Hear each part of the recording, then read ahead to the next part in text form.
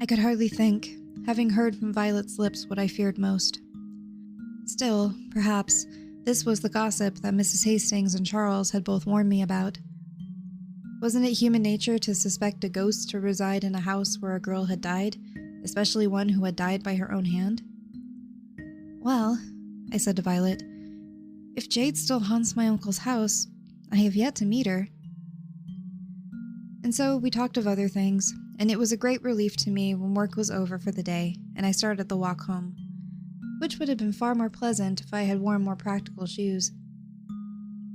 I had not gone but half a block when the clip-clop of horses' hooves slowed beside me, and I looked over to see Zeke Carey grinning at me from the wagon seat.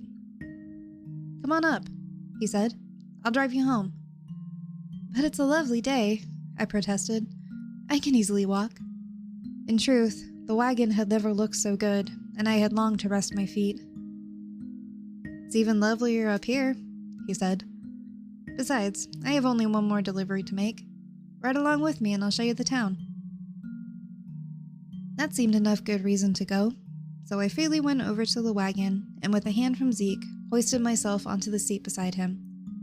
He gave the reins a shake and off the horse started. "You should get out in the air more," Zeke said to me, grinning still. "Your skin's as white as flour." "It's always been so. I take after my mother," I told him. "Work all day in a shop like that and your fingers will wither," he went on. I only laughed. The work suits me, and I like being out of my uncle's house during the day. The horse trotted briskly along the winding road around the park, the tall trees, new with leaves, shading us as we rode. "Down there is the pond," Zeke said, pointing. "We go ice skating in the winter. And up ahead is the bandstand, and beyond that the town hall. I have a bag of cornmeal to deliver to the Reverend, and then I'll show you the sea." Well enough did I like sitting by the handsome boy who smelled vaguely of fresh perspiration, with apple on his breath. From the smile he gave me, I fancied he'd liked having me there. And so, perhaps because the cemetery we passed reminded me of Jade, I said to Zeke, "Have you heard of a girl named Jade Green?" "Sure," he said. "Everyone knows about her. Why?" "I wondered if you'd ever met her." Zeke shook his head. "No. She was older than me, and sometimes I'd see her coming from the butcher shop or going into the Bib and Bottle. She'd like to stop there after work and have a pint, my brother said. But I wasn't delivering for my father then. I was still in school." "Violet Morrison tells me that my uncle's house is haunted," I said. "I've heard that," Zeke replied, "but I don't believe in ghosts." "Nor do I, but—" I stopped. It's strange living in a house where there are things one cannot talk about, and where the color green is forbidden. Zeke looked over to me, and this time he wasn't smiling. "If I were you, I'd worry less about ghosts and more about your cousin Charles." "But why?" "No particular reason," he said. "Just keep it in mind." We stopped at the Reverend's house, and I held the reins while Zeke carried the large bag of cornmeal up the walk and around the back, balancing it on his broad shoulder, his blonde hair bright in the afternoon sun. And then we were off again, the horse going at a steady clip until we had crossed the main north-south road in Whispers and were traveling along the narrow lane that skirted the sea. It was then I got my first glimpse over the ocean. And how I stared, for living as I had in Ohio, I was used to land about me in all directions, and never looked out across a body of water to see no trees or hills on the other side. "It's beautiful, Zeke," I gasped. "Look how the water rushes and swells. I did not know an ocean was so much a living thing." "You should see it in a storm," said Zeke. "There's a cove, though, when the water is calm, and I like to go fishing," he smiled. "You can come with me sometime and bait my hook." "I'll do no such thing," I told him, laughing, but to myself I said, "Why not?" I had not thought anything of accepting the ride with Zeke Carey, but when the horse and the wagon pulled up to the iron gate of my uncle's house, Uncle Jeffrey was waiting for me, Mrs. Hastings standing in the doorway behind him looking anxious. "What is it?" I asked, alighting from the wagon with the help of Zeke's strong arm as my uncle came forward to open the gate. "You had us all worried about you," said my uncle. Mrs. Hastings thought you should have been home 40 minutes ago, and when I went to inquire of Helene Harper, she told me you had left the shop at 5. I'm truly sorry, Uncle, I said. I didn't think my lateness would cause you any alarm. I take full responsibility, Zeke apologized from the wagon seat. It was I who persuaded her to come for a ride, and we should have stopped here first and told Mrs. Hastings where we were going. The cook waved her spoon in his direction. That you ought, Zeke Carey. Don't you be going off with our Judith without telling us. Well, then, I may be driving her home again soon, so may I tell you now? He said, bold as brass, and even my uncle had to smile. I said a hasty goodbye to the mischievous fellow and went inside the house, secretly glad that my uncle showed such concern for my welfare. As I started up to my room, however, Mrs. Hastings stopped me on the landing. Your uncle was in a terrible state, Judith. He feared something dreadful might have happened to you. Because of what happened to Jade? I whispered back. I suppose so. Try not to make him worry. If I'm late again, it will be because I'm riding with Zeke, I said, and then, laughing, I added, Truly, I'm not about to take my own life. You need not worry 1 minute about that. It did not seem to comfort her, though. Other things could happen, she said darkly. Just be watchful, my child. Again, my body felt chilled as though a window had been left ajar, or a sudden draft had passed me on the stairs.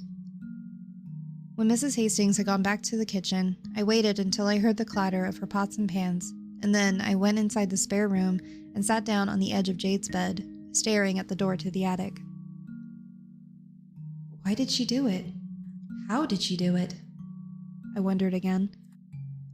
I tried to imagine, were I so inclined, what I should use to do the deed. Finally, drawn to those blood-stained stairs, I reached for the door handle and once again turned the knob. Instantly, I jerked backward, my hands over my mouth, for there on the step, the blood-soaked steps, lay a girl's white glove. I could only sit and stare, my temples throbbing with fright. The glove was about the size of my own hand, certainly not large enough for Mrs. Hastings, and I knew positively it had not been there when I was in the attic last. I steeled myself, and with trembling fingers, leaned forward and picked it up. And then I got my second shock, for beneath the glove was something else I had not noticed before. The deep cuts from a cleaver etched well into the wood of the step. In terror, I tossed the glove back upon the attic stairs, closed the door, and fled into my room. Someone, I concluded, was playing tricks on me, and I vowed to put the death of Jade out of my mind. It had happened over 3 years ago, and it did no good to brood over what could not be undone.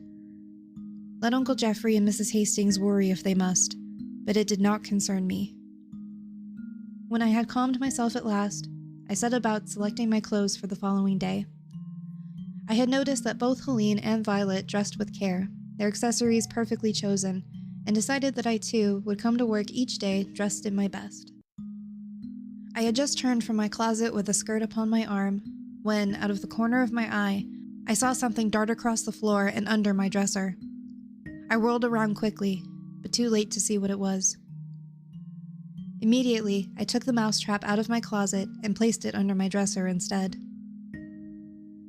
Dinner went as usual, with Charles having naught to say except that there were fine horses running at the racetrack, and Mrs. Hastings inquiring whether or not we enjoyed her pudding.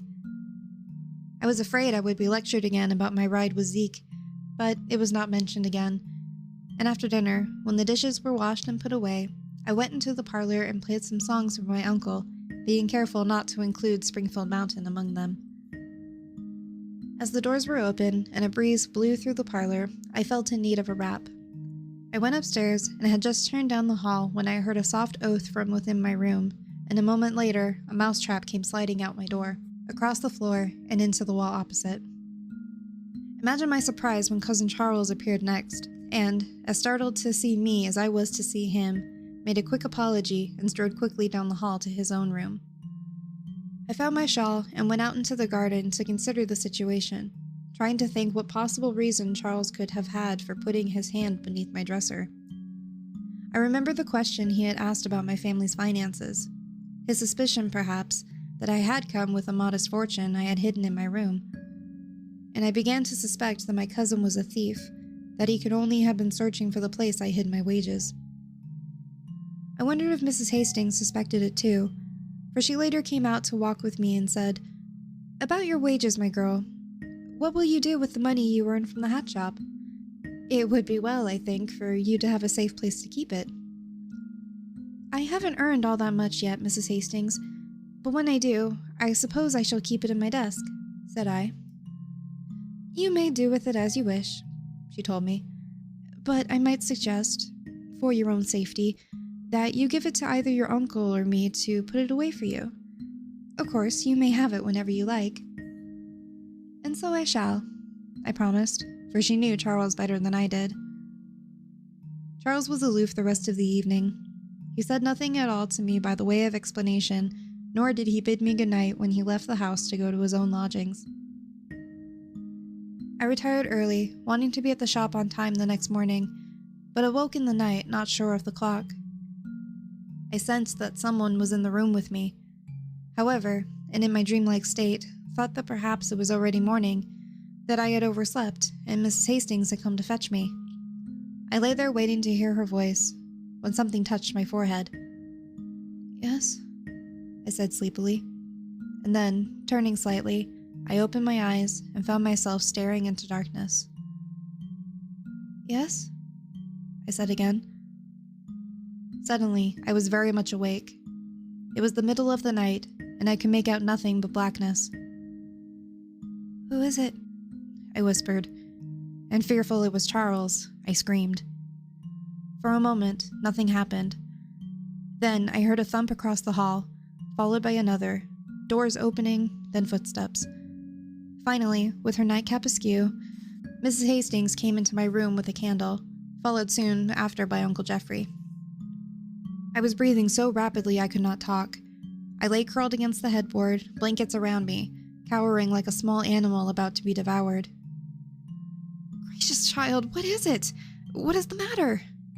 cried Mrs. Hastings, rushing over. Looking about the room in all directions, I could see nothing. My first thought was to tell them I had suspected someone to be in my room, but if I did, Uncle Geoffrey would surely insist on checking it out. Under my bed, in the closet, he might even look inside my trunk lest someone be hiding there, and this I could not allow. It was only a dream," I said. "I'm sorry to have awakened you." "Are you sure now?" asked my uncle.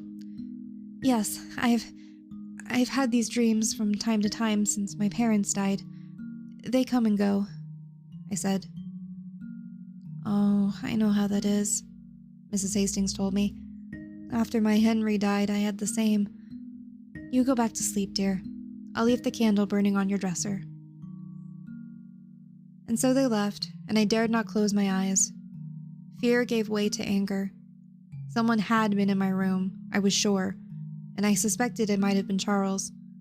It would be an easy thing for him to come in the night, unknown to us, and slip out again as quickly as he had come. His lurking about, the glove upon the stairs, and now this, the touch of my forehead in the dead of night. Since he had not hurt me, he could only be trying to drive me mad, to ensure that I could not receive any inheritance he felt to be his. I would rather believe he was trying to dislodge me for any reason than to believe that my mind was indeed beginning to fail. If Charles was behind this, I told myself bravely, he would find me ready to fight. I got up and, taking the candle, went downstairs into the kitchen. Opening first one drawer, then another, my fingers closed at last around a butcher knife. I took it upstairs and placed it on my bedside table.